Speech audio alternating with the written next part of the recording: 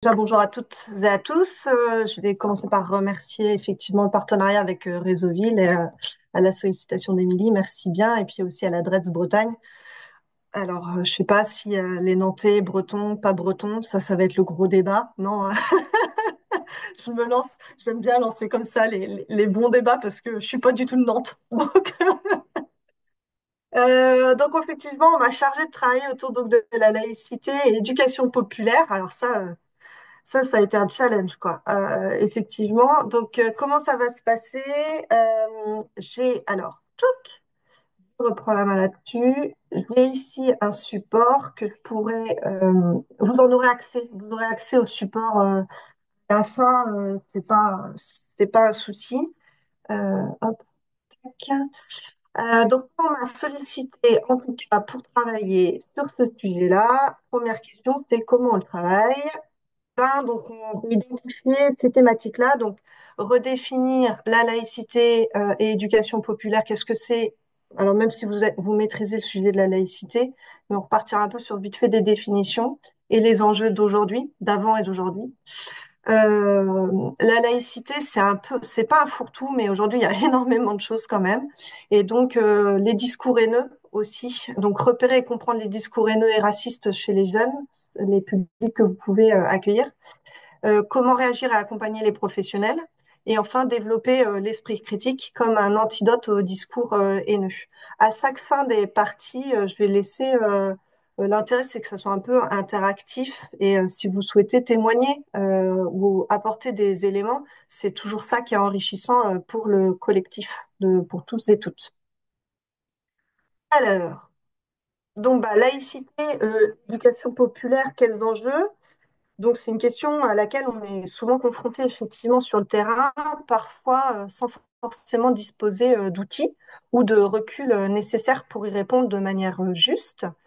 Alors, pourquoi ce sujet il est délicat? Déjà, premièrement, c'est parce que ça touche à l'intime, à des convictions personnelles, des valeurs personnelles, et que ça vient aussi toucher nos cadres institutionnels, nos postures professionnelles et la mission même donc de l'éducation populaire. La définition de la laïcité, vous la maîtrisez forcément. Je vais pas trop revenir là-dessus, mais c'est bien un principe fondamental donc de la République française qui garantit les libertés de conscience et l'égalité de tous et toutes devant la loi, quelles que soient donc ses croyances religieuses ou convictions individuelles. Donc ça repose évidemment sur les trois piliers qui vont être la liberté de croire ou de ne pas croire. Donc chacun est libre d'adopter une religion de son choix, d'en changer, de ne pas en avoir du tout. Euh, la séparation donc des institutions publiques et religieuses, et notamment avec l'article 2 de la loi de 1905 qui dit que la République ne reconnaît, ne salarie, ne subventionne aucun culte. Et enfin la neutralité de l'État et des services publics qui sont censés donc être neutres et ne favoriser personne. Peut-être aller là-bas parce que je sais pas.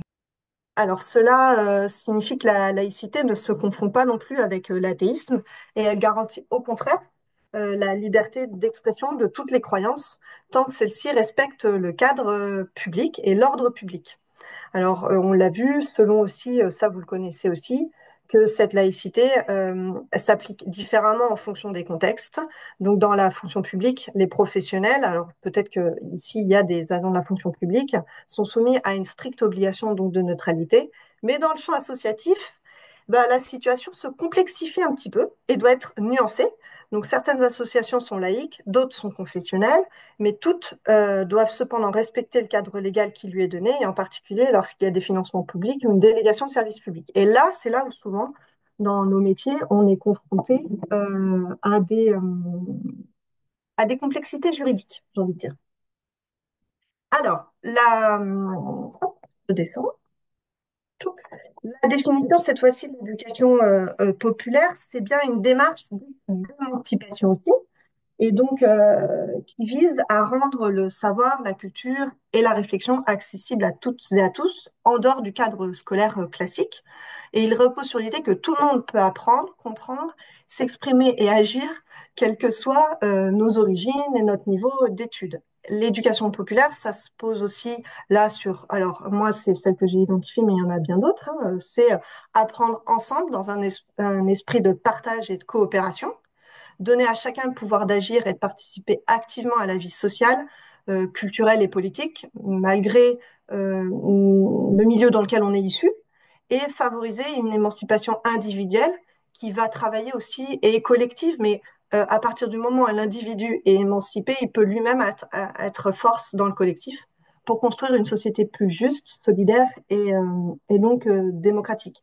Donc elle repose l'éducation populaire sur la conviction que chaque personne a une parole donc légitime, que les savoirs populaires ont autant de valeur que les savoirs académiques et que l'expérience vécue est un levier pédagogique. Donc historiquement, on a des mouvements qui sont connus, les MJC, les CMA, les Franca, la Ligue de l'enseignement et plein d'autres encore, mais ont diffusé des grands idéaux républicains tout en valorisant la diversification des publics accueillis. Euh, une tension, par contre, persiste dans les mouvements d'éducation populaire, c'est comment concilier à la fois le principe de neutralité laïque et la reconnaissance des identités plurielles des individus, parfois traversées par des croyances religieuses fortes. Ça, c'est un peu les éléments un peu de tension. Donc, la laïcité en tension, évolution récente et implication. Donc là, je vous ai mis trois thématiques, mais on va les travailler. Je vais vous les présenter un peu plus en détail. Donc, depuis, quand on parle de laïcité et de tension, on va dire que depuis les premières affaires du voile, notamment à Creil en 1989, ouais, la laïcité a été associée à des discours publics, à la visibilité donc de l'islam. Des travaux ont montré comment les partisans d'une nouvelle laïcité, désolé de l'expliquer comme ça, mais viennent en tout cas appliquer la neutralité religieuse au-delà des agents de la fonction publique et en mettant au discours politique le problème de l'islam. C'est-à-dire qu'en fait, la laïcité a été instrumentalisée et est devenue l'histoire du voile le problème dit de l'islam. On est venu tout de suite porter une image à la laïcité et à celle d'une religion en particulier. Donc évidemment, les politiques et les médias s'en sont emparés. Et ces différents discours, notamment, cette évolution a entraîné un durcissement des cadres juridiques, avec notamment, je vais en citer quelques-unes, mais la loi sur la neutralité des élèves dans l'école publique, 2004, les affaires de Babylou, la crèche, alors qui il me semble, et certains, je pense, sont plus au clair là-dessus, ne sont pas encore totalement terminées. La loi interdisant la dissimulation du visage dans les espaces publics, alors me direz-vous, ce n'est pas une loi sur la laïcité, mais bien sur l'ordre public. Mais en tout cas, ça ressort, ça en ressort. Et après, plus récemment, donc c'était 2010, plus récemment, les attentats de janvier et de novembre 2015, le monde associatif, bien moins exposé médiatiquement évidemment que l'éducation nationale, a été fortement impliqué dans les débats et les évolutions législatives aussi, puisque trois dimensions sont ressorties à ça. Les évolutions dans le droit du travail, avec la loi de août 2016, qui vient permettre à des employeurs du droit privé d'introduire des clauses de neutralité dans leur règlement intérieur, restreignant ainsi l'expression des convictions religieuses de ses salariés. Donc ça, c'est quand même un gros mouvement juridique, en tout cas dans le droit du travail. Le deuxième, donc les discours politiques et médiatiques, donc le secteur associatif et en particulier ceux des mouvements d'éducation populaire, et sont sommés de jouer un rôle actif dans les fameuses valeurs de la République, parce que nous sommes des mouvements très proches, donc des fameux publics dits populaires. Donc on nous a fortement impliqués comme étendard, en tout cas, des valeurs républicaines.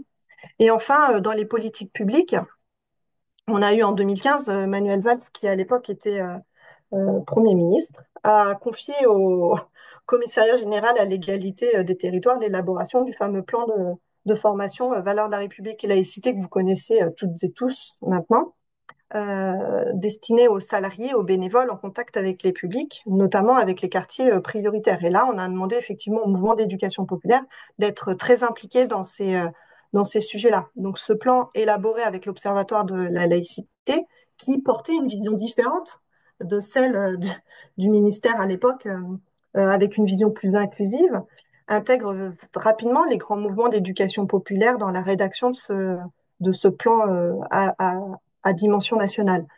Et pourtant, dans certaines associations, ils voient là encore une contradiction avec leurs valeurs propres, et notamment celle dite d'ouverture et d'émancipation et de libre expression de leur identité. Certaines se sont senties prisonnières, en tout cas, de ce discours républicain et ne s'y retrouvaient pas.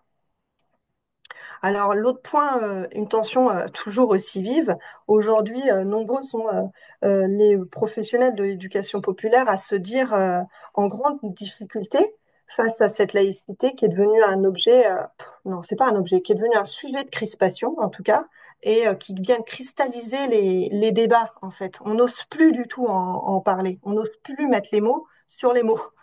Et donc, ces mouvements d'éducation populaire ou ces professionnels en tout cas doivent jongler entre à la fois, d'un côté, éviter de stigmatiser, éviter la discrimination, notamment envers les personnes musulmanes, parce que on a donné une image de ce que c'était que la laïcité avec le fameux voile et l'islam. Et de l'autre, c'est préserver les valeurs propres de l'éducation populaire qui se sont mises à l'épreuve par des injonctions dites institutionnelles. Donc il est là, en fait, aujourd'hui, cette tension, elle est toujours aussi vive à travers ça. Donc, il serait évidemment très réducteur de considérer la laïcité comme un obstacle à l'éducation populaire, et bien au contraire, elles peuvent être dites complémentaires à condition de penser la laïcité non pas comme une fermeture, mais comme une ouverture protégée, une zone de dialogue sécurisée où chacun peut s'exprimer sans crainte d'être jugé. Et le défi d'aujourd'hui qu'on doit toutes et tous relever n'est pas de choisir entre neutralité et reconnaissance des identités, parce qu'en fait, ce serait illogique dans la société dans laquelle on vit.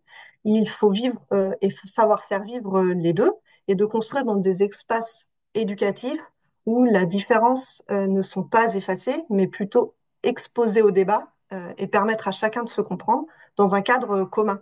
Donc, c'est une ambition qui est certes très exigeante, mais cohérente avec les missions d'éducation populaire et surtout euh, former et accompagner les citoyens de demain à la liberté d'expression, à la liberté, à l'esprit critique, et ça on le verra tout à l'heure, et être capable de repenser un monde où tout le monde puisse vivre ensemble. Ça, c'est les grandes ambitions de l'éducation populaire autour du sujet donc de la laïcité. Si vous avez des éléments complémentaires, c'est maintenant, ou en tout cas des témoignages.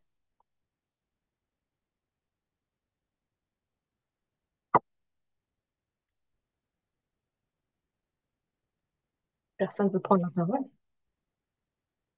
Oui, Yannick Barillet. Euh, il est sûr, bon, j'ai travaillé toute ma vie à Jeunesse et Sport et à la cohésion sociale en tant que fonctionnaire, donc j'ai souvent rencontré j'ai travaillé avec des associations d'éducation populaire pendant 40 ans de toute nature, et c'est sûr qu'entre les Francas et des associations qui sont plutôt d'histoire, comme religieuses ou catholiques, il y avait des points communs, il y avait aussi des points de divergence.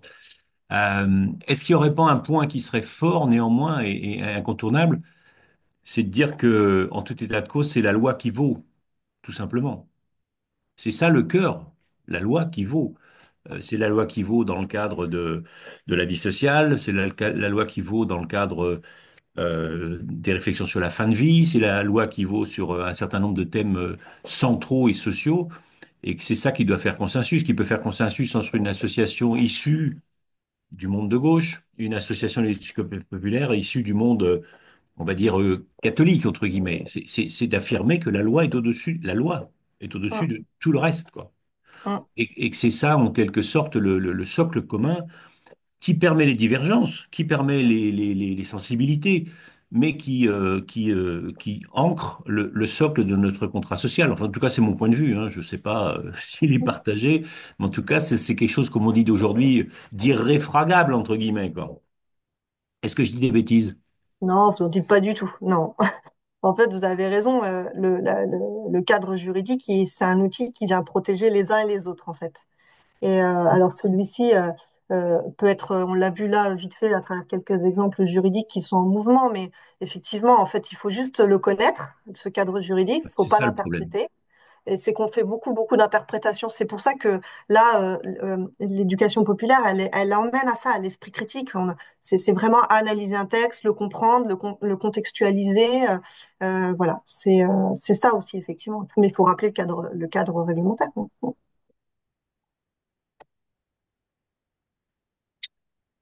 Eh ben, Émilie, il y a des questions sur le chat? Non.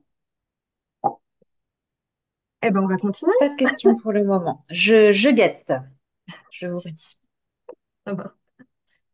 Donc, l'autre, c'est parce que c'est vrai que bon, laïcité, religion, je fais des gros raccourcis, hein, mais laïcité, religion, discours haineux, la haine, ne pas comprendre l'autre, donc discrimination, racisme.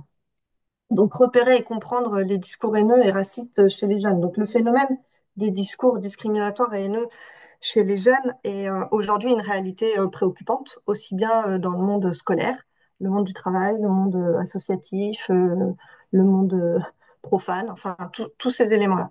C'est des paroles qui sont blessantes, qui visent souvent les minorités ethniques, religieuses, sexuelles ou des personnes en situation de handicap, et je peux encore en citer plein d'autres, et qui viennent s'inscrire dans une dynamique complexe aujourd'hui dans la société, ça on va le voir tout à l'heure en détail. Une dynamique qui, effectivement qui est nourrie par des influences qui vont être le milieu familial, qui vont être le milieu scolaire, les médias, et alors le fléau, les réseaux sociaux aussi et le climat socio-politique actuel qui est très en tension aussi. Donc on a des jeunes qui sont au milieu de tout ça et puis qui s'en dépatouillent comme ils peuvent. On les retrouve de plus en plus fréquemment et notamment dans les espaces donc numériques. C'est pour ça que j'insiste sur la notion de fléau des réseaux sociaux.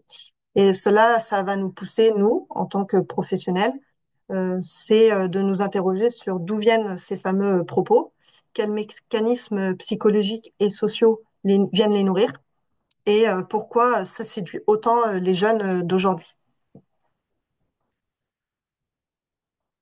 Donc les origines socioculturelles déjà sont multiples. On a le poids du milieu familial. La famille est le tout premier espace d'apprentissage. C'est là que l'enfant découvre les normes, les valeurs et parfois les préjugés. Même sans volonté malveillante de la part des familles, certains propos discriminants peuvent être transmis presque en silence et l'enfant apprend par mimétisme, donc se duplique. L'enfant observe, imite et donc finit par intégrer les préjugés, les stéréotypes préjugés. Et si cette parole familiale n'est pas contrebalancée par d'autres repères, d'autres figures éducatives, elle s'ancre durablement. Alors, les institutions sociales aussi, le deuxième élément, entre devoirs et limites. Donc, l'école, les groupes de pairs ou aussi les médias sont censés jouer un rôle donc de régulateur, de contrebalance, comme j'ai dit juste avant, donc, quand le milieu familial échoue. Mais eux aussi peuvent parfois échouer à ces contre-discours qui sont bien solides et basés sur des interprétations. Il y a un sociologue, Pierre Mer, en 2012, avait rappelé notamment que l'école, malgré une visée universaliste, je le cite, peut aussi reproduire des inégalités par des attentes différenciées ou encore une faible représentation des minorités ou dans les contenus présents dans les contenus scolaires qui donnent donc l'exemple à ces jeunes. Donc certains jeunes se sentent eux-mêmes exclus en fait de par ce milieu scolaire. Les contenus numériques. Alors ça, donc les réseaux sociaux, ça amplifie tout, évidemment. Et alors, d'autant plus que l'anonymat étant apparemment le leitmotiv des personnes présentes là-dessus, donc l'anonymat, la rapidité, l'effet donc de masse viennent favoriser la diffusion des propos dits extrêmes et c'est ce qu'on appelle l'effet chambre d'écho, où on reste enfermé dans ces fameuses bulles, où nos idées sont toujours confirmées, jamais re-questionnées, et nous reviennent à nous, donc viennent forcément valider son propre propos. Donc il y a un côté encenseur là-dedans, qui s'auto-nourrit. Alors, et donc il y a ces éléments-là. Et enfin, il y a aussi ce qu'on appelle les fameux algorithmes qui, eux, viennent vous rabâcher sans cesse, ou ils viennent vous encourager la viralité, en tout cas, des contenus les plus clivants. et qui viennent renforcer, là encore, l'idée du jeune. Donc ça, c'est les gros mécanismes aujourd'hui qu'on va retrouver dans les communautés dites numériques. Après, on a le mécanisme plutôt dit psychologique, où là, on a aussi des jeunes qui ont ces fameux, alors c'est même pas que les jeunes d'ailleurs, hein, c'est plutôt l'être humain qui a besoin de cette notion dite d'appartenance. Dans un contexte d'adolescence, les besoins d'être reconnus par un groupe est puissant à cet âge-là. On est encensé par un groupe de pairs, notamment, même groupe aussi. Et si ce groupe valide des discours discriminants, haineux, racistes, enfin très ambivalents, ces discours deviennent donc un signe d'intégration. Et la théorie de l'identité sociale vient se confirmer et nous explique que pour exister dans un nous, il y a parfois une désignation du eux, les autres, en fait. Moi, dans mon groupe, mes propres idées, nos propres idées viennent contrebalancer les autres. Donc, c'est ça, cette notion d'appartenance à la communauté. La notion de communautarisme semble aller un peu plus loin là, sur ces sujets-là. Donc, ça, c'est les besoins dits d'appartenance à un groupe. Après, on vient aussi, donc, la notion du nous contre eux. C'est le point suivant, c'est aussi la recherche d'un fameux bouc émissaire. Dans un contexte personnel ou social difficile, il est tentant, évidemment, de désigner un responsable extérieur à des problèmes, à des maux, et accuser un autre groupe, ça soulage. Donc, ça donne l'impression de reprendre le contrôle sur quelque chose aussi. Et donc, ça, c'est des vieux réflexes humains presque archaïques.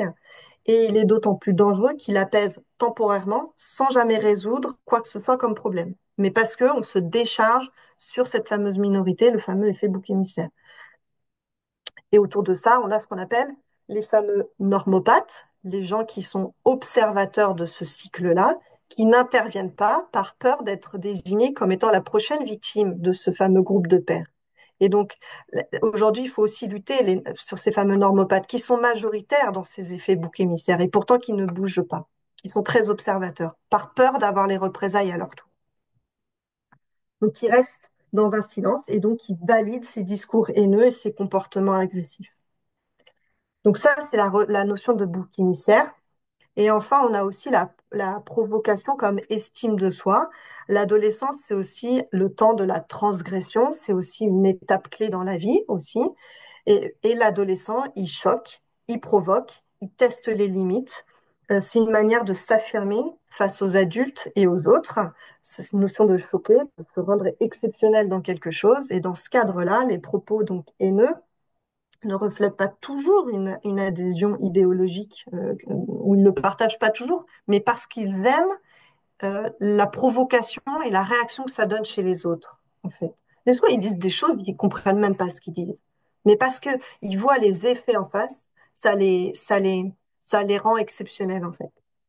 Et donc, dans ce cadre-là, même si euh, euh, là, encore une fois, on n'intervient pas toujours, mais il faut interagir tout de suite. Alors, je vais m'avancer un peu sur la diapo, mais il faut interagir tout de suite pour essayer de décortiquer comment ça se fait qu'on en arrive à des postures comme ça chez nos jeunes. Ça, c'est la provocation. Donc, les besoins d'appartenance, pour résumer, c'est vraiment la notion de groupe. Rechercher un bouc émissaire, c'est reporter quelque chose sur une minorité et attention aux normopathes qui ne réagissent pas. Et la provocation, l'estime de soi, c'est ce côté, venir provoquer les adultes, avoir un discours choquant, venir faire parler de soi. Ça, c'est aussi quelque chose, mais qui s'est toujours inscrit chez les jeunes et les adolescents.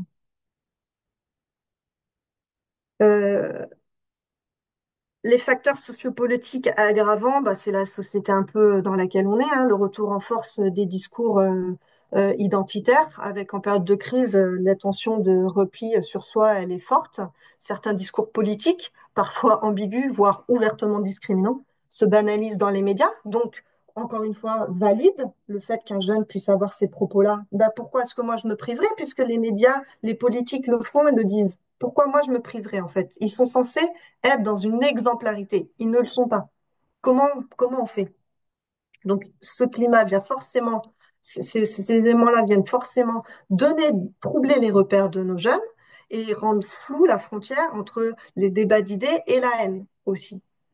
Après, on a une manipulation dite ciblée, des groupes extrémistes ont très vite identifié ces failles-là et s'immiscent dans ces notions-là. Donc, ils utilisent des récits simplistes, des vidéos virales, voire des jeux de rôle en ligne pour capter l'attention des jeunes en quête donc de sens. Et donc, ils promettent de l'offre, de l'action, et parfois même de l'héroïsme dans un monde perçu comme étant quelque chose de chaotique. Ça, c'est aujourd'hui des discours de groupes extrémistes qui exploitent ces failles-là. Donc, dans cette manipulation ciblée. Et enfin, le désengagement citoyen. Donc, quand on perd confiance dans les institutions, quand on ne se sent plus représenté, plus écouté, on peut se détourner donc des débats dits démocratiques. Et forcément, ce vide, certains jeunes cherchent donc ailleurs une structure, une communauté ou une cause. Et donc, une communauté, une cause un peu extrémiste qui, eux, viennent les capter, évidemment. Et même si cette cause est excluante, voire violente, ils y vont quand même parce qu'ils y retrouvent un sens, en fait. Mais c'est ça, un désengagement citoyen, c'est donc vraiment cette perte de confiance institutionnelle qui est censée être le garant, le cadre, comme on l'a vu tout à l'heure, le cadre de la loi, mais qui c'est désengagé. Et donc, ces jeunes partent ailleurs pour trouver euh, quelque chose de plus factuel. Alors, pourquoi certains jeunes donc adoptent-ils ces discours?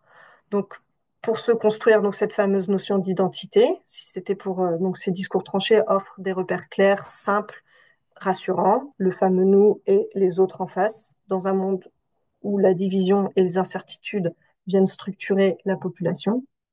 Pour donc se conformer au fameux groupe, le regard des autres, on l'a dit aussi, et par manque d'éducation à l'esprit critique, ça, je vais pas insister sur cette partie-là parce que c'est ce qu'on va voir à la fin. Donc, mais c'est que surtout, ce qu'on va se dire là, sur cette partie-là, c'est comprendre le phénomène, c'est sortir donc du jugement moral vers une approche plus éducative, préventive et humaine. Préventive, j'insiste sur cette notion-là. On est censé toujours vouloir faire du curatif, alors qu'en fait, si on faisait du préventif, ça nous éviterait bien des problèmes quand même. C'est savoir articuler toutes les dimensions, on l'a vu, psychologiques, sociales, politiques et pédagogiques, qui sont des réponses efficaces, savoir s'articuler dans tout ça. Et surtout en donnant aux jeunes des repères solides, des espaces d'expression, sans jugement, des outils de pensée et surtout avoir des professionnels formés à ces méthodes-là. Ça, c'était sur la partie des discours haineux. Est-ce qu'il y en a qui souhaiteraient compléter ou apporter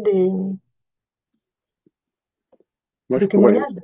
ouais, je voudrais juste, enfin, je vais apporter quelques commentaires là-dessus, mais je voudrais juste réagir sur les premières interventions qui concernaient la laïcité et la loi. Oui.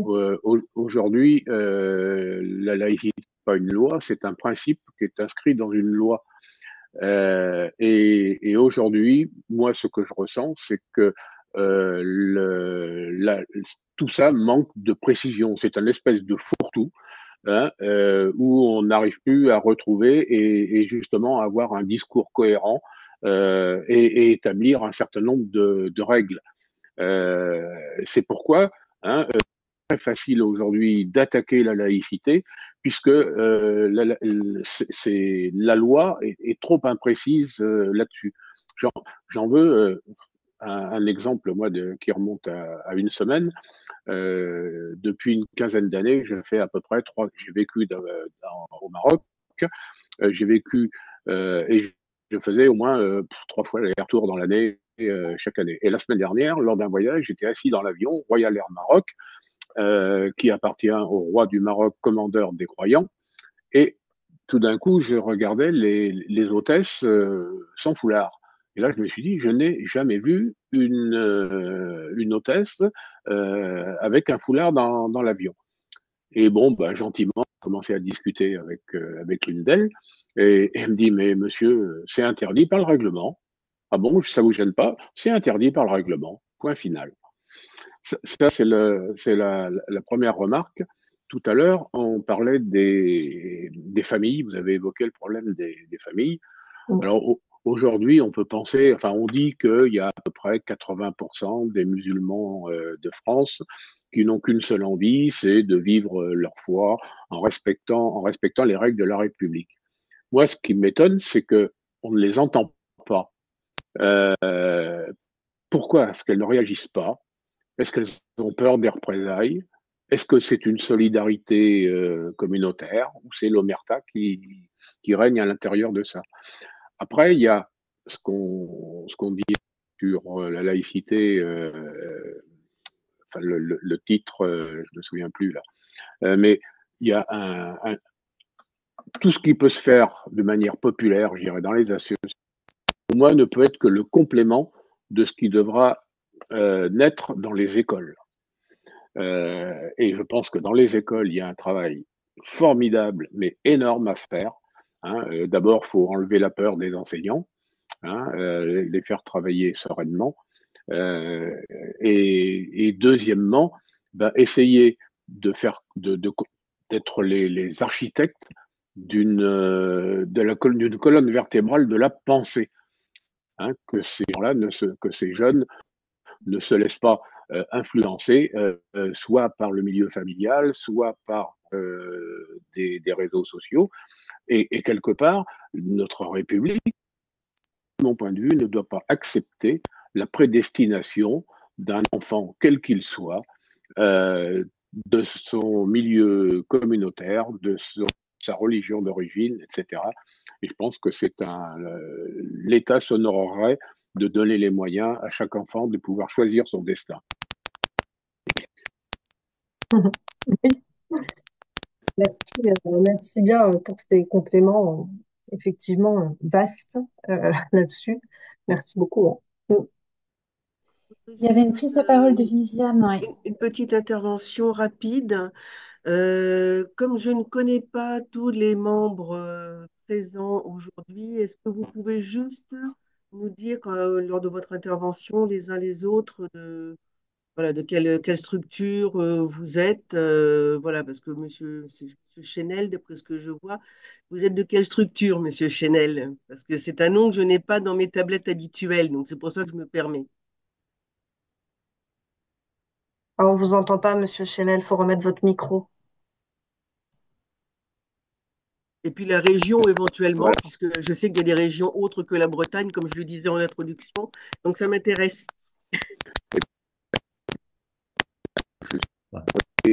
On n'entend pas. On n'entend pas là, Ah, c'est interrompu. Bah, sinon, mettez-le dans le chat, hein. C'est bah plus oui. simple. Alors attendez, je vais Ah, là, réessayer on autre vous chose. entend, on Ah, vous c'est mieux. entend. Ah, vous m'entendez là, ça y est? Oui, Bon, je suis le trésorier d'une association qui s'appelle le Trait d'Union à Saint-Nazaire et qui est une loge maçonnique. Est-ce que je peux intervenir une petite seconde? ah bah oui. Pour dire simplement, c'est pas pour être en contrepoint de ce que vient de dire Monsieur Chenel, c'est pour dire que simplement la loi n'a pas vocation à tout définir. La loi, elle indique des principes généraux. Après, ce qui est important, c'est la déclinaison de ces principes généraux en décrets, en arrêtés, qui vont indiquer comment la loi doit être comprise dans la situation réelle au quotidien. Mais la loi en elle-même, la loi de 1905, elle n'est pas censée tout régir, tout prévoir. D'ailleurs, elle a un siècle et 20 ans, donc elle aurait eu du mal à anticiper les réseaux sociaux, par exemple. Simplement, elle donne un cadre général, elle donne un axe structurant, elle apporte la colonne vertébrale. Maintenant, c'est les décrets, les arrêtés, les instructions, la pratique, les acteurs qui vont, la jurisprudence, n'oublions pas la jurisprudence, qui vont préciser au cas le cas dans les différentes thématiques, dans les différents champs sociaux, qui vont préciser comment il faut comprendre concrètement la déclinaison de l'axe structurant que donne la loi au cas le cas. Donc, s'il y a confusion, c'est pas de la loi, même si, comme le dit souvent le Conseil constitutionnel ou d'autres, la loi est trop bavarde en France, mais ça, c'est un défaut. Mais après, ce qu'il faut, c'est que les décrets et arrêtés soient rédigés effectivement de façon lisible, compréhensible, de façon adaptée à la situation. Mais la vie sociale va tellement vite, et de plus en plus vite, qu'effectivement, les textes qui ont la charge de préciser les axes de la loi On a toujours l'impression qu'ils sont ou en retard ou en avance, quoi. Mais ça, c'est à la fois une complexité, mais aussi quelque chose, c'est la vie de la société. Donc, il ne faut pas non plus vouloir répondre à tout. Les pays dans lesquels on répond à tout, c'est pas les pays les plus démocratiques, entre guillemets, hein.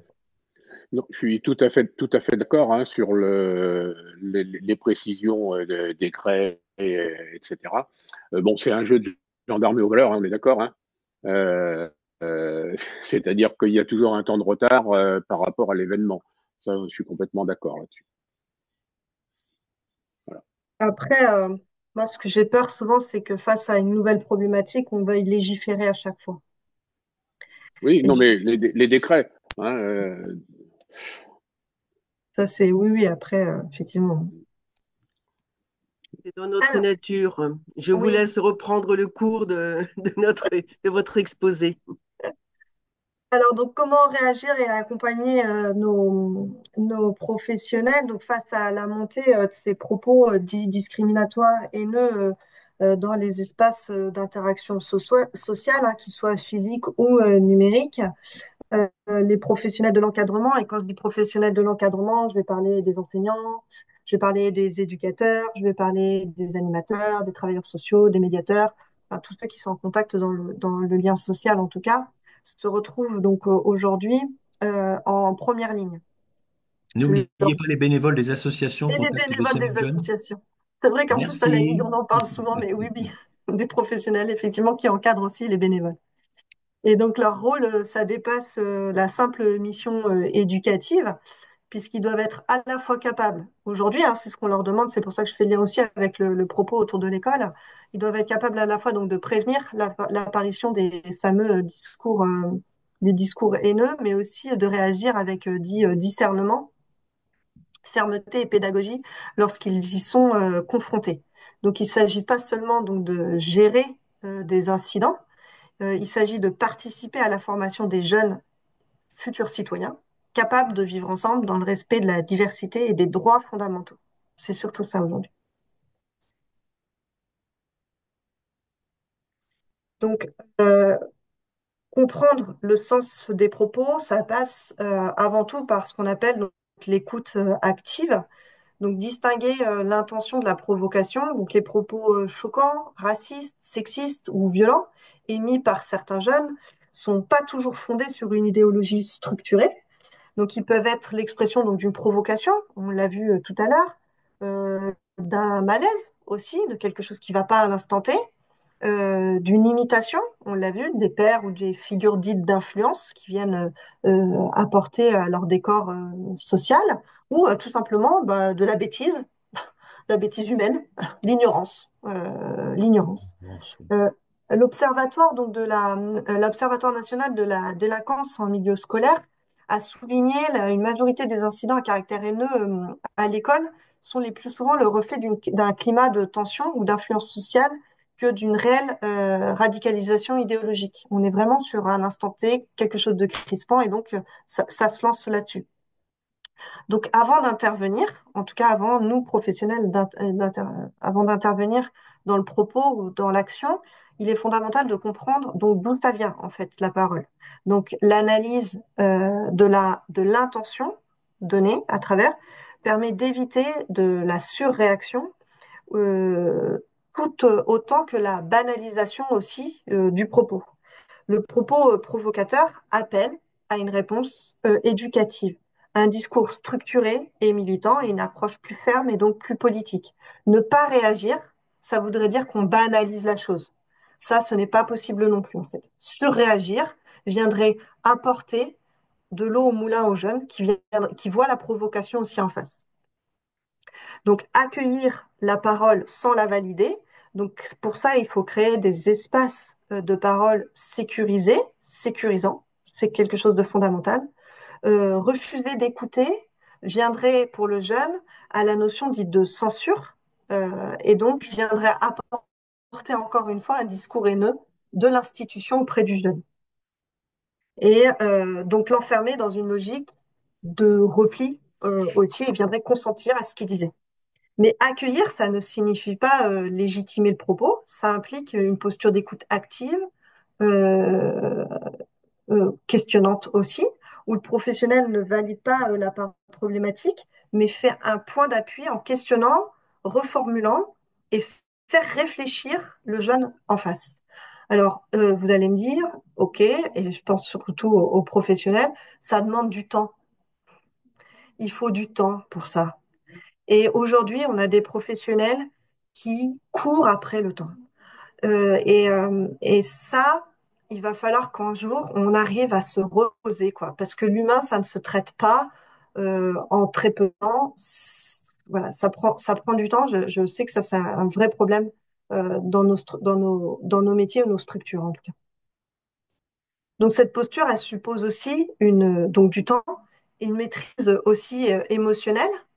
Il faut savoir propos, il faut savoir ne pas se laisser nous-mêmes submerger par notre émotion, donc rester calme, savoir poser des questions ouvertes. L'écoute active, c'est ça aussi. C'est des questions toujours ouvertes et jamais des questions fermées. Et c'est encourager l'autre à l'analyse de son propre propos, en fait. Ça va être ça. Donc l'écoute active. Réagir, donc écouter sans valider. La deuxième, ça va être donc de réagir avec fermeté mais pédagogique. Que des limites soient claires. Donc, tout propos haineux doit être immédiatement recadré sans ambiguïté. Cela signifie donc un rappel du cadre, et du cadre, c'est souvent le rappel de la loi, principalement, et notamment aussi contre des propos sexistes, racistes, discriminants ou les règles aussi de l'établissement, de la structure, et donc qui sont aussi, et rappeler aussi ce qui sont les valeurs humanistes sur lesquelles, dans l'éducation populaire, on travaille et sont leitmotiv, en tout cas, de nos mouvements. Euh, Pardon, je suis un peu perdue dans mes discours. Donc, ne pas surréagir, OK. Savoir intervenir et recadrer sans ambiguïté, redonner le cadre réglementaire. Savoir aussi rappeler que ce que le jeune dit est un propos, certes, c'est sa pensée, mais que son propos est inacceptable. Et aussi savoir nous-mêmes justifier aussi et avoir des bons compléments. Et c'est là où des fois, on a des professionnels qui ne sont pas au clair sur ça entre les valeurs qu'il défend dans son institution, ses propres valeurs à lui et le propos du jeune. Et des fois, on a ici tout un amalgame de choses où les professionnels ne savent plus se positionner non plus. Donc pour ça aussi, il faut adopter une posture dite éducative. Donc la réaction ne doit pas se limiter à une sanction. D'ailleurs, sanction, faut-il encore qu'elle soit bien posée? Et une faute peut devenir donc plutôt une opportunité éducative. On a vu tout à l'heure que le jeune aime en tout cas se distinguer à travers ses propos, dépasser les limites. Et donc, à partir du moment où il dépasse une limite, c'est qu'il est en train d'apprendre. Les erreurs, on apprend de ses erreurs. Donc nous, en tant que professionnels, dès qu'on voit un jeune avec une erreur, il faut savoir rebondir dessus comme étant une opportunité éducative et un recadrage institutionnel et un recadrage citoyen aussi. Donc le jeune doit être mis en situation dite de réflexion. Pourquoi est-ce qu'il a dit ça? Quelles sont les conséquences de ses paroles?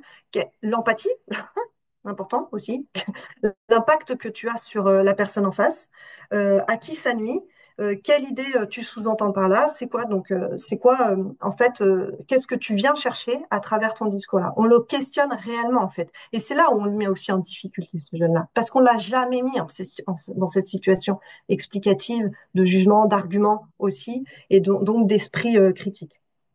Donc cela, ça suppose évidemment une relation éducative donc de confiance et une capacité à confronter sans humilier non plus le jeune. On n'est pas là non plus pour le mettre en situation d'humiliation, loin de là, mais plutôt dans vraiment une situation d'émancipation et d'élévation citoyenne. Adapter la réaction au contexte, il est important pour nous aussi de bien identifier quand on intervient le lieu dans lequel ça se passe. Est-ce que c'est en classe, en cours, sur les réseaux, en activité, enfin bref, je sais pas. En tout cas, identifier le lieu, identifier le moment. Est-ce que je réagis à chaud ou est-ce que je réagis à froid? Est-ce qu'il y a du public ou il n'y a pas du public? S'il y a du public, comment je réagis? Et on fait attention à la notion d'humiliation. Mais par contre, il faut être ferme, euh, savoir jauger la gravité aussi des propos, ne pas surréagir aussi. Donc ça, c'est aussi toute la posture éducative à avoir et l'adaptabilité dans son contexte. Donc, un mot déplacé en petit comité ne va pas se traiter comme un discours haineux tenu publiquement avec des intentions différentes. Il peut faire preuve donc de discernement pour ajuster juste, il faut faire preuve de discernement pour ajuster notre intervention et avoir une vraie portée réelle auprès du jeune. Ça, c'est vraiment adapté à la réaction et au contexte. Alors, construire les discours par l'éducation, bah, ça, c'est tout le rôle aussi qu'on peut avoir c'est la notion d'éducation aussi populaire, hein, comme on l'a dit tout à l'heure. Donc, c'est l'anticipation, c'est l'un des meilleurs outils, on va dire, de prévention. Euh, Face à ces fameux discours haineux, ça passe par une éducation continue et concrète aux valeurs dites citoyennes. Donc, on va les rappeler, hein, pour ça. Enfin, la liste n'est pas exhaustive et j'aurais certainement pas la prétention de ça, mais c'est les droits humains, c'est rappeler l'histoire des discriminations aussi, resensibiliser un petit peu là-dessus, sensibiliser à la diversification culturelle et religieuse. C'est lutter contre le mécanisme d'exclusion et d'injustice. Enfin bon, tout ça, c'est aussi savoir s'appuyer euh, sur différents professionnels qui traitent de ces sujets-là. Mais en tout cas, c'est vraiment passer par l'éducation concrète et rappeler toutes ces valeurs citoyennes. Alors, comment on le fait? On met en place donc des ateliers, des jeux de rôle, des forums. Alors là, je vais m'appuyer plutôt sur les professionnels qui sont là, à savoir comment vous faites pour déconstruire ces discours-là, qu'est-ce que vous avez pu mettre en place, sur qui vous avez pu vous appuyer. Je vous laisserai vraiment la parole après parce que c'est toujours très enrichissant d'avoir vos retours professionnels là-dessus.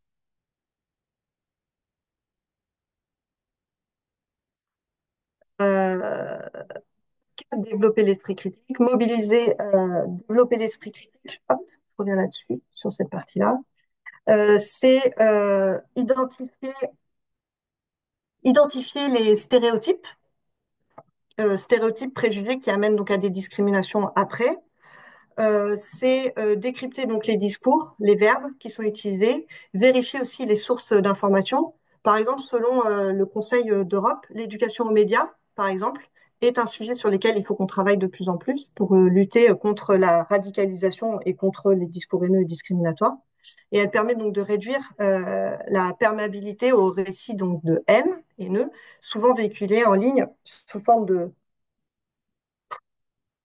simple pour être moins formel.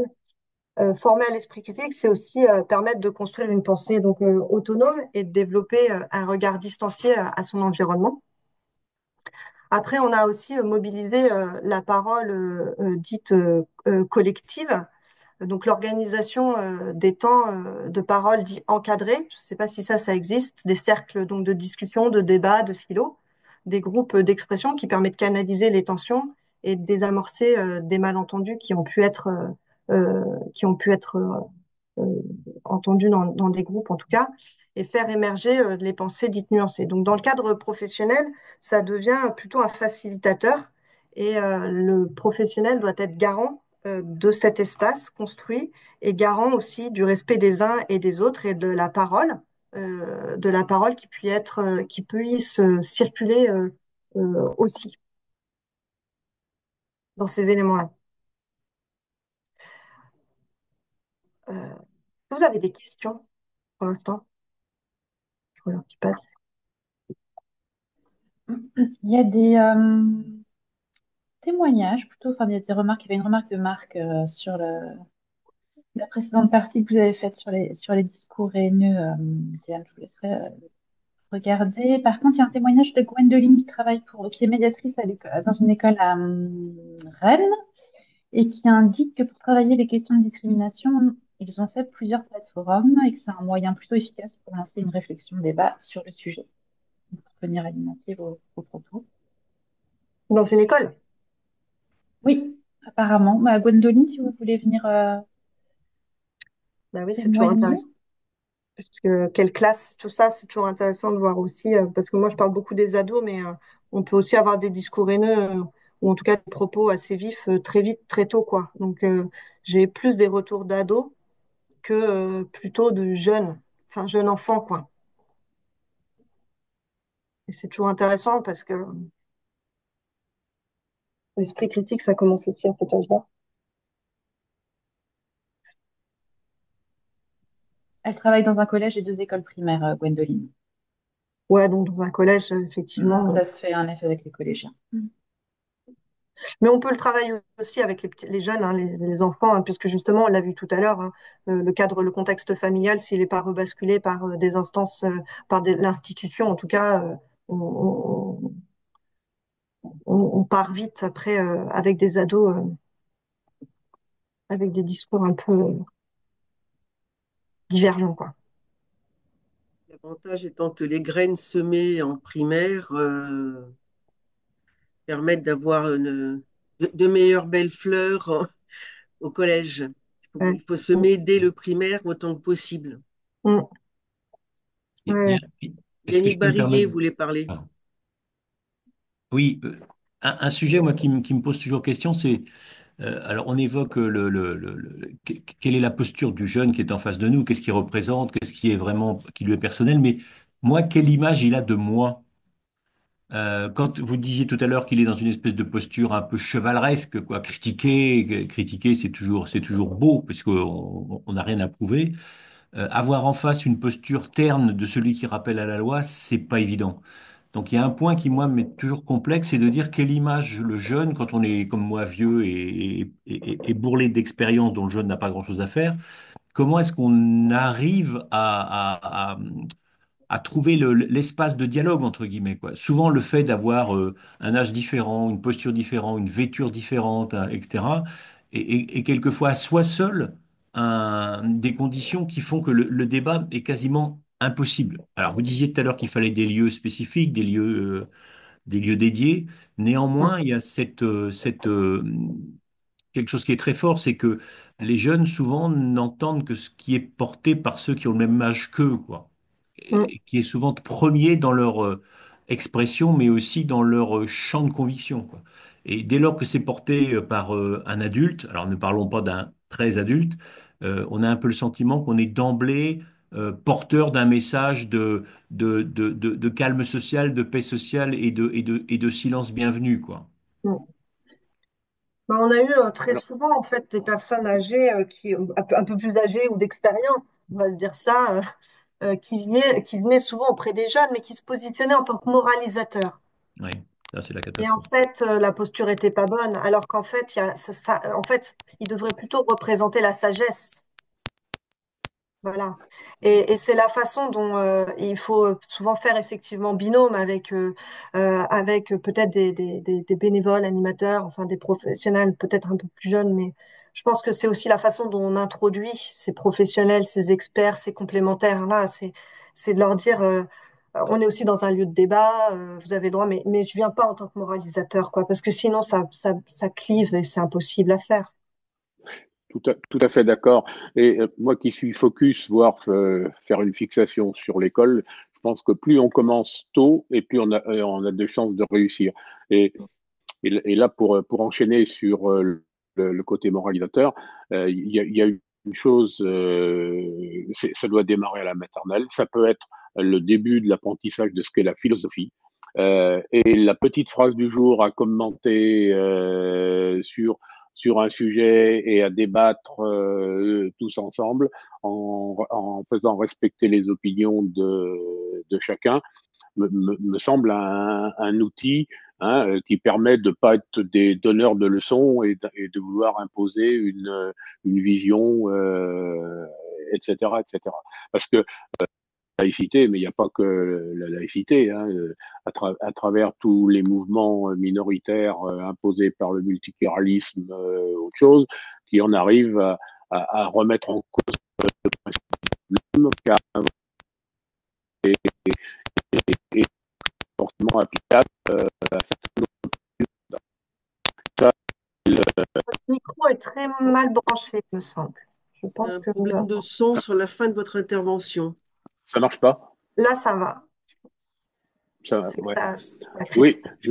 je disais, il y a la laïcité, mais il y a aussi tous les mouvements, je dirais, minoritaires, hein, qu'on pourrait appeler le multiculturalisme, par exemple, hein, qui s'inscrit un peu dans le wokisme, qui réunit en minorité des gens en les victimisant et en travaillant de ce côté-là. Donc, pour revenir sur le sujet, moi je pense que l'école, dès le plus jeune âge, c'est-à-dire apprendre. Alors, moi je suis convaincu hein, que dans une classe, il y a 10, 20, 30 ou 40 moyens, enfin occasions plus exactement, dans une journée, de pouvoir faire réagir un groupe autour d'un certain nombre de conduites, de réactions, etc. Et de les faire s'exprimer, voilà. Mais pour moi, je suis très focus sur l'école. Après, c'est le moyen hein, de dire, ben, on va pas tout prendre ce qu'on nous est raconté, mais on va réfléchir un petit peu à ce qu'on nous dit et le remettre en question ou l'adopter, mais en fonction de sa propre personnalité et de son environnement. Voilà. Effectivement, l'école est souvent mise au centre des enjeux et des débats, comme étant le premier lieu, enfin le premier lieu, c'est celui de la famille, mais l'école vient apporter aussi quelque chose de complémentaire en tout cas. Le dernier élément, c'était s'appuyer sur des partenaires spécialisés ou en tout cas, ce que je voulais à travers ça, c'est dire que dans ce milieu-là, l'éducation populaire, c'est aussi quelque chose qui est riche de partenaires. Et on n'est jamais seul. Il faut jamais y aller non plus seul. Quand on se sent désarmé de quelque chose, il faut toujours y aller. Donc, c'est savoir s'associer avec, savoir utiliser le réseau associatif, des médiateurs sociaux, des psychologues aussi scolaires, des psychologues du travail. Enfin, aujourd'hui, c'est des ressources qu'on utilise peu, mais les psychologues aujourd'hui sont armés dans des circonstances comme celle-ci. Ils peuvent intervenir. Des éducateurs spécialisés aussi. Et après, on a des réseaux. Le réseau, je pense, pour le milieu scolaire, c'est Canopé. On a le CNFPT aussi, qui vient former, alors plutôt autour de la fonction publique territoriale, mais ça reste aussi des ressources pour des partenaires, des cellules de prévention de radicalisation aussi, qui offrent des formations, des outils à destination des professionnels. Donc, c'est savoir s'appuyer, en tout cas, sur des partenaires spécialisés lorsqu'il est question de traiter ces questions de, de discours. Bon, de la transition sur se former et se protéger. Donc nous, en tant que professionnels ou bénévoles aussi, c'est se former régulièrement pour plusieurs raisons et c'est aussi se protéger face à ces discours-là. Donc ça va être se doter d'outils professionnels. Donc les encadrants, toutes fonctions confondues, doivent être formés régulièrement alors à la gestion des conflits, premièrement euh, à l'analyse des discours, savoir être dans une posture d'écoute active, sur les enjeux juridiques, puisqu'on l'a dit tout à l'heure, c'est quand même quelque chose qui est le garant de toutes et tous pour vivre collectivement, donc savoir que le cadre juridique est aussi en mouvement, alors à travers les jurisprudences aussi, c'est un élément important, et aux postures éducatives bienveillantes surtout en milieu dit sensible là-dessus. Donc disposer d'outils pratiques, ça va permettre de réagir sereinement face à des propos haineux aussi. Donc la formation, et trop souvent, là aussi, on a des professionnels qui ne vont pas en formation par manque de temps et donc, on est dans un cercle vicieux d'un contexte en mouvement, tendu, des professionnels qu'il faut accompagner et former et qui ne le sont pas parce que ils sont déjà dans des effectifs tendus, c'est des métiers tendus avec très peu de personnes et donc on ne les envoie pas en formation non plus alors qu'on en a besoin parce que le terrain en a besoin. Le cercle, la boucle est bouclée malheureusement. Développer un esprit critique comme un antidote au discours haineux, ça, c'est aussi un gros sujet. Donc, dans un monde qui est saturé, c'est l'esprit critique. Donc, dans un monde qui est saturé d'informations, marquée par une surabondance des contenus, souvent polarisés et émotionnellement chargés. Le développement à l'esprit critique chez les jeunes, ados ou enfants, apparaît donc comme une stratégie essentielle, voire vitale, pour faire un barrage à ces discours déviants. Donc face à des propos extrêmes, discriminatoires ou manipulatoires, cette capacité à questionner, à analyser et à évaluer les messages, ça constitue vraiment un bouclier intellectuel et moral pour notre société. Alors on le sait, les jeunes sont exposés quotidiennement à une multitude de messages contradictoires, que ce soit au travers des réseaux sociaux, des médias ou même dans leur environnement immédiat. Sans outils pour savoir les décortiquer, enfin décoder en tout cas ces informations, sans avoir une capacité à en comprendre les mécanismes non plus. Donc ils deviennent vulnérables à ces récits-là, à des récits simplistes, aux théories du complot et aux idéologies de rejet, par exemple, de communautarisme négatif. C'est ici donc que l'esprit critique doit entrer en jeu. Donc l'esprit critique, c'est un rempart intellectuel et éthique aussi, puisque développer celui-ci, ça ne signifie pas seulement apprendre à douter ou à contredire un discours, c'est pas ça qu'on est en train de dire. C'est adopter une posture éducative, une attitude de vigilance et d'analyse face à une information. C'est prendre du recul, mettre en perspective le propos qui m'est donné, évaluer les arguments avec méthode et honnêteté aussi.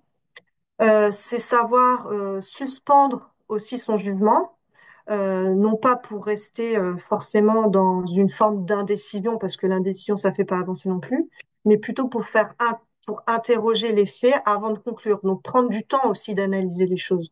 Aujourd'hui, on est dans un monde où la spontanéité, c'est ce qui fait le clic et le buzz. Mais c'est pas ça en fait. Il faut prendre du temps à la réflexion aussi. Et j'ai pas besoin de donner une réponse tout de suite non plus aussi. J'ai le droit de digérer ces informations-là et de revenir après aussi. Sauf que la société aujourd'hui, c'est du maintenant, c'est du tout de suite, c'est du consommable. Et ben ça, faut revenir. Encore une fois, je reviens sur la notion de temps là-dessus. Donc un jeune formé à cette posture, ça devient pas un simple sceptique, pas du tout. Ça devient un citoyen éclairé à partir du moment où on lui apprend ces éléments-là. Il sera capable donc d'identifier les tentatives de manipulation, de déconstruire la rhétorique de la peur, puisque la peur, c'est ce qui fait le buzz, pardon, les amalgames, les logiques d'exclusion, tout ce qui fait en fait les propos haineux qu'on a vus tout à l'heure. Donc, en maîtrisant ces outils donc, de pensée, le jeune va devenir également plus apte à dialoguer en face, plus apte à l'écoute aussi, et à confronter ses idées sans violence, puisque la violence, c'est la réponse du faible, hein, en fait. Hein. À partir du moment où les mots ne sont plus là, les gestes y sont, hein, ou alors les mots durs. Mais en tout cas, le jeune sera en capacité, la personne sera en capacité de confronter ses idées sans cette violence comme ça, là, de colère aussi. Donc l'esprit critique, ça ne divise pas, au contraire, ça structure la pensée, ça vient favoriser l'argumentation, ça renforce l'ouverture à l'autre. Et donc ce jeune va apprendre à respecter l'altérité tout en défendant ses propres convictions. Donc c'est le respect de l'autre aussi. Et c'est l'un des piliers de cette fameuse citoyenneté démocratique sur laquelle on œuvre chacun et chacune régulièrement. Donc, comment développer concrètement cette compétence? Il est impératif d'apprendre aux jeunes à décrypter les messages médiatiques. Hein. Ça inclut repérer les sources d'informations et distinguer selon leur fiabilité. C'est la- Parce que repérer les sources, c'est une chose, mais la fiabilité, ça en est encore une autre. C'est identifier les biais politiques, économiques, culturels, de quoi on parle en fait. C'est quoi le problème en fait? Parce que je vais analyser la situation autrement. C'est comprendre les mécanismes de désinformation, les fameuses fake news, les, euh, les deepfakes, par exemple, qui sont aujourd'hui un fléau, les manipulations qui viennent traiter de l'émotion, les titres racoleurs aussi. Sur Internet, c'est les médias, on clique, on y va, on lit, et puis alors après, on est parti pour avoir des pubs à tout va ou des propos, des contenus haineux. Donc reconnaître les algorithmes, c'est ce qui va là-dessus. Donc pour ça, on peut mettre des ateliers pratiques qui peuvent être organisés autour de différents articles, des vidéos. L'idée, elle est de confronter les jeunes à ces fameux contenus variés, de les faire travailler sur la vérification des informations, la comparaison des points de vue et la contextualisation aussi. La deuxième, ça va être aussi d'encourager les pratiques au débat et à l'expression argumentée. Aujourd'hui, on a un problème, hein, c'est on a des jeunes qui manquent de vocabulaire. Le vocabulaire est très absent aujourd'hui. Et donc, le débat, bah, ça apporte du vocabulaire, ça apporte de l'argumentaire, ça apporte une construction intellectuelle aussi. Donc, la mise en place des débats, des joutes oratoires, ça, c'est des jeux qui sont assez intéressants aussi avec les jeunes. Alors, d'ateliers d'écriture, ça a toujours existé, mais faut-il encore déjà passer par l'oral avant de passer par l'écrit? Souvent, ils y vont plus là-dessus. Après, on choisit la méthode hein, qu'on veut. Va permettre aux jeunes d'apprendre donc à structurer leurs pensées et à organiser leurs idées et à formuler un avis personnel. Vous savez, un jeune, quand il dit ça me prend la tête, c'est que physiologiquement et physiquement, ça leur prend la tête. Parce qu'on leur demande de penser par eux-mêmes et ne plus forcément euh, recracher les discours qu'on leur demande de recracher. Ces pratiques, ça vient valoriser effectivement l'effort de compréhension et de non-agressivité, je reviens dessus. Et donc, ils vont apprendre à distinguer l'opinion de l'insulte, le désaccord du mépris, et ça va permettre aux jeunes de construire des outils pour répondre donc sans violence à ces fameux discours. C'est l'autre, ça va être aussi réhabiliter. J'aime bien cette terminologie-là parce que c'est un collègue à moi qui me l'avait dit. Réhabiliter le doute raisonné. Dans un monde qui valorise donc l'immédiateté, l'opinion rapide, voire l'impulsivité, donc réhabiliter le droit au doute et donc le droit au temps, comme on s'est dit tout à l'heure. Non pas le doute qui vient paralyser ou relativiser, mais un doute critique, fondé. Il s'agit de montrer que le doute, c'est un signe d'intelligence et pas de faiblesse. Or, aujourd'hui, quand quelqu'un doute, on croit toujours que c'est quelque chose de fait, un aveu de faiblesse de quelqu'un. Alors que pas du tout. Pas du tout, c'en est pas un. Au contraire, ça pousse à aller chercher, à aller creuser, à aller se questionner. Et c'est ça l'intelligence. Donc le jeune doit comprendre que changer d'avis, c'est pas non plus un aveu de faiblesse, mais bien une preuve aussi de maturité intellectuelle. On a le droit de changer d'avis. Accepter de se tromper, de réviser ses positions face à nouveaux arguments, c'est faire preuve donc d'humilité aussi et d'ouverture d'esprit. Heureusement qu'on peut se tromper, d'ailleurs, sinon on serait que dans un monde fait de certitudes et je ne suis pas sûre que euh, ceux qui parlent le plus fort, ceux qui ont des certitudes, pas sûr que toujours les contenus soient les plus intelligents. Travailler aussi à partir des cas concrets ou d'expériences vécues, c'est intéressant. Il suffit pas de rester non plus dans la théorie, hein. Les jeunes doivent pouvoir exercer leur esprit à des cas concrets issus de leur quotidien, des publications, des réseaux, des vidéos, des propos entendus par leur entourage ou des propos entendus dans le politique aussi. C'est intéressant. Et de devoir les travailler là-dessus. Donc, c'est vraiment une immersion qui va venir les aider à rendre l'apprentissage beaucoup plus vivant, plus pertinent et plus efficace. Ils peuvent ainsi donc expérimenter par eux-mêmes ce que signifie le regard critique et l'esprit critique dans une situation réelle. Alors nous, notre rôle en tant qu'adultes professionnels de l'encadrement, de toute fonction qui soit, notre mission, elle ne consiste pas à imposer une vérité. Ça, je pense qu'on est d'accord là-dessus. Elle consiste surtout à accompagner le jeune vers sa propre capacité à penser, à douter et à interroger. Alors ça implique, pour synthétiser un peu ce qu'on s'est dit, une posture d'écoute active, un accompagnement sans jugement et la capacité à poser les questions plutôt qu'à apporter systématiquement aussi une réponse. Ben oui, apporter une réponse, ça fait gagner du temps en fait. Par contre, questionner, ça demande du temps. Ça demande du temps. C'est créer un espace de parole sécurisé. Donc ça, c'est essentiel au début. Le jeune, il n'osera pas s'exprimer ses doutes, ses idées ou ses maladresses ou ses craintes vis-à-vis d'un public parce que par peur, la peur de se faire moquer, la peur d'être sanctionné, d'être humilié aussi. Donc ça, il faut analyser bien son contexte, mais ça, les professionnels, vous savez le maîtriser. L'apprentissage de l'esprit critique, ça suppose donc un climat de confiance et de respect donc mutuel et une liberté d'expression encadrée. Par contre, l'esprit critique, ça doit pas être cloisonné à l'école ou réservé aux cours d'éducation morale, civique et citoyenne. C'est dans tous les lieux où le jeune y va, dans tous les lieux de fréquentation. Donc ça doit traverser les situations de la vie dite quotidienne, une discussion en famille, un film vu ensemble, un commentaire sur une publication. Dès qu'il y a quelque chose, dès qu'il y a un débat, en fait, faut rentrer dedans, en fait, et il faut y aller. Dès qu'il y a une opportunité, on doit aller dedans. On ne doit pas rester spectateur, en fait. On doit être acteur de sa vie et y aller, en disant là-dessus. Donc, pour terminer, face à la montée des discours haineux, l'arme la plus puissante que nous ayons, c'est la pensée, en fait. C'est notre matière grise là-haut. Former les jeunes, c'est à être capable à prendre donc du recul, à questionner, à argumenter. C'est les armer non pas avec des slogans à la McDo ou je sais pas quoi, mais avec de la lucidité surtout. C'est leur offrir un moyen d'être libres dans leurs choix, mais surtout responsables de leurs paroles. Parce que c'est important en fait. Aujourd'hui, ils sont déresponsabilisés de plein de choses parce que c'est pas eux qui le disent en fait. Ils ne sont que un écho à quelque chose. Or, quand je pense par moi-même que je fais mon propre avis, je suis responsable de mon propos, en fait, et je dois l'assumer, cette responsabilité. C'est respecter aussi les désaccords, parce qu'on a le droit d'être en désaccord aussi. Donc, développer l'esprit critique, c'est pas une opinion, c'est un élément de survie, en fait, j'ai envie de dire. C'est plus une opinion, c'est une nécessité éducative, citoyenne et humaine dans un projet de société démocratique aussi. Ça, c'est ça notre rôle, je pense, aujourd'hui. J'ai dit.